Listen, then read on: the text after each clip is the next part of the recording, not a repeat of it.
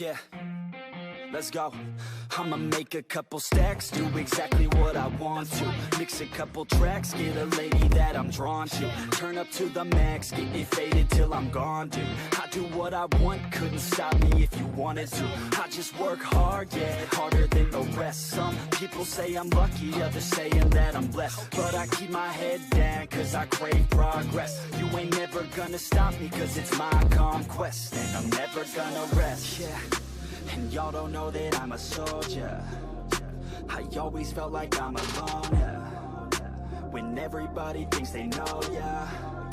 And y'all don't even know I own, yeah. And now I'm ready taking over, cause every day I'm getting closer.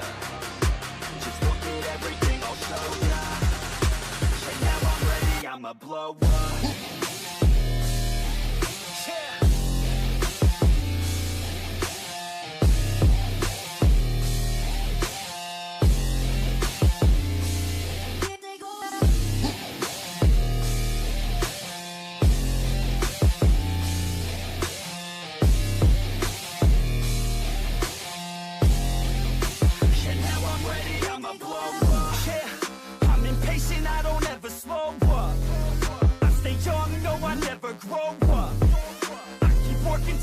I throw up, and if you cross me, it was good to know ya.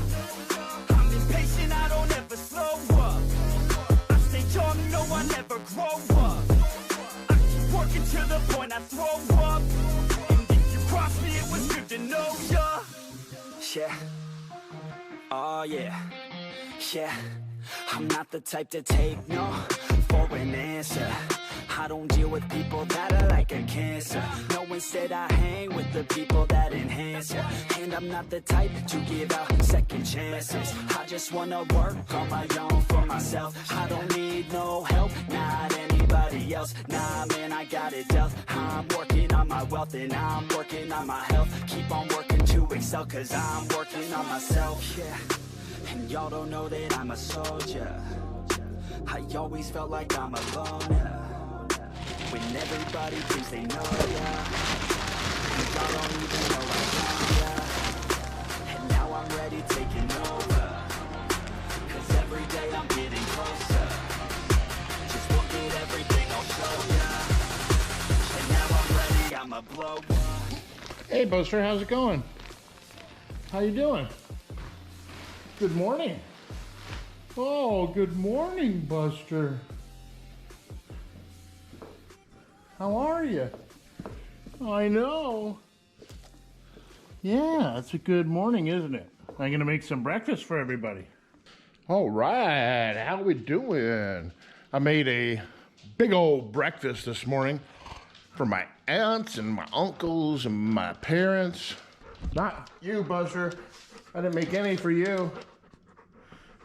But I know what Buster wants. You want your din-din? You want your din-din? Huh? Oh, yeah. Okay, Buster boy. Let's do it. We get one of these baggies into the bowl.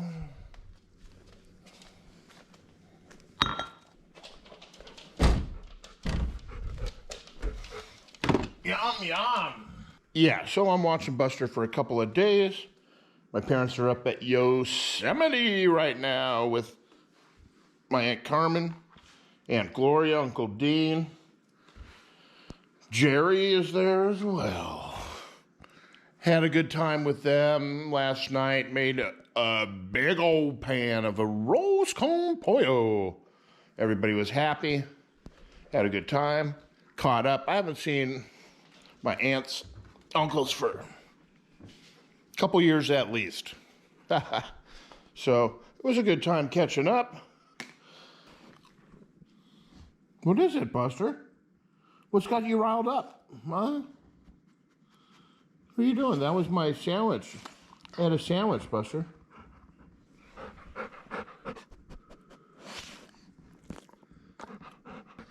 What are you all excited about, huh? Huh? What are you all excited about, Buster? Oh, yeah. You just want some loving, huh? You got your hair cut nice and pretty. Are you a good dog or what? Huh? What? Who's the good dog? Who's the good dog? You had your dinner. Now what? You want to go outside? Oh, you want to go outside? Well, let's go. What are you waiting for? Come on. Come on, let's go. Come on. Come on. Oh, you don't want to go outside? Well, I'll see you later then.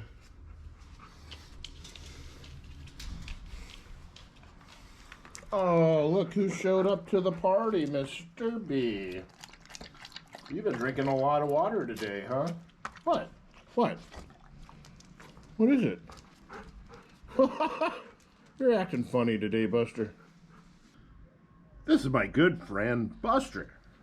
You can call him Buster Brown, Buster the Brown Dog, Mr. B. Yeah, all of which he goes by. Yet all he really wants from you is 3 things: love, affection, and food. Huh, Buster? Don't you love food or what? Ah, boy, Buster boy. What a nice afternoon. Sun's starting to make its way down. A little bit of a light breeze outside. Buster's trying to catch flies in his mouth. Just a nice, relaxing day. I didn't do anything worthwhile today after making breakfast, and I don't plan on probably jump into some new Netflix. I found a cool show. Now, if you don't know something about me, it's, I don't know, what? If you don't know something about me, I don't know where I was going with that. If you don't know this about me, I love Sherlock Holmes. I love old Sherlock Holmes, original Sherlock Holmes, new Sherlock Holmes, in between Sherlock Holmes, British Sherlock Holmes, English Sherlock Holmes, American Sherlock Holmes. I like them all. Even Robert Downey Jr. used Sherlock Holmes. And I just discovered, not marketed this way, but I happened to click on a preview for a show called The Irregulars, I believe it's called, on Netflix, and it is like a spin-off of Sherlock Holmes. Takes place in the era of Sherlock Holmes, turn of the century, Victorian England, but it focuses on side characters. Sherlock Holmes is like an ancillary character, kind of a side note in it. And it's apparently, I think it's these other people that work in conjunction with Sherlock Holmes or to work to solve problems, crimes, issues that Sherlock Holmes doesn't want to be bothered with, maybe. And I think they have special powers because that's, you know, the way to sell something nowadays is somebody's got to have a special power, right? So I don't know what it is. I'm looking forward to checking it out. I know that Sherlock Holmes is featured in it. In the preview, they're at 221B Baker Street, which we all know is Sherlock Holmes' address. I've actually been there in real life, IRL, as they say. Super cool. But looking forward to checking that out. Otherwise, today is a wash. Took a little bit of a nap in the afternoon. Buster woke me up because he told me he was hungry with his panting. That's right, huh, Buster? You're a heavy breather, aren't you? So, I don't really think there's much to do today as far as the video is concerned, but this is what it is. We are what we are who we are, where we are, when we are, and inevitably... Well, my aunts and uncles were over yesterday for dinner and this morning for breakfast, but yesterday for dinner, everybody was all about checking out the van, of course, because they all watch my videos and are super interested in van life. And kind of, I think a lot of people who watch van life videos like I did before I got my van try to picture themselves in a van and living that lifestyle. And I think they question whether they could do it, how comfortable they would be, whether they would be able to deal with, you know, not having a toilet, not having a shower, where to go to the bathroom. Things like these are always common questions. And, what do I say about where to go to the bathroom? Well, when you're in a town, there's bathrooms everywhere. And when you're not, you have one with you. So no big deal. But they were super excited. My aunts, Carmen and Gloria, they're short little ladies. And they fit in my van perfectly. Both of them were sitting in there at the same time. And it was so cute to see them. They're taking pictures of each other in it, checking it out, trying to imagine what it would be like living in the van. And my Aunt Gloria was all about it. And she was like, I would love to rent a vehicle and just, follow you and travel the way that you travel and see and explore things in a different way, because I know I have my own way of traveling. I guess people don't do things the way I do them. I often have to remind myself that the way I live my life is not the way that other people live their lives. But they follow me and they're super fascinated. I was talking to my Aunt Gloria's significant other, Gerry, and Gerry is a former military man, also a former police officer.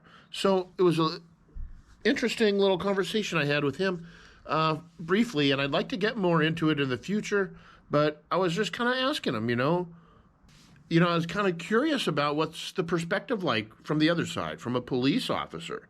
What would a cop think coming up to a van? And I told him about one experience I had in Morro Bay where I was awake at like 3:30 in the morning, coincidentally enough, and I saw the bright lights go by of a cop car, and then I watched him turn around, I watched him come back with his high beam with his spotlight on me, and then a minute later he came around. I could tell he was looking in the windows, but they're all blacked out, so he couldn't see anything. And I'm thinking, well, what's a cop thinking?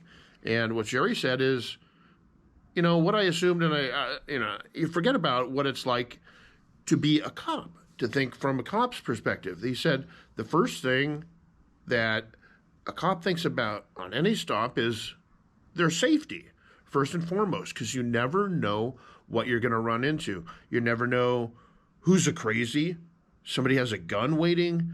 If they're hopped up on some kind of crazy drugs like PCP or something, or meth. And so the first thing is safety. You're always worried about what's going to happen on this stop. If I go knocking on this van, what's going to happen? Is the door going to pop open and some crazy man sitting in there with a shotgun, half naked? You don't know. So, I forget to think about it from the cop's perspective. And I think a lot of people forget what cops have to deal with on the day-to-day. So just pulling a routine traffic stop over, they're on high alert. You never know when a traffic stop's going to turn into a high-speed chase or a gun battle or a whatnot or a who's-a-what's-it. Because the who's-a-what's-its are the worst. You can't prepare for the who's-a-what's-its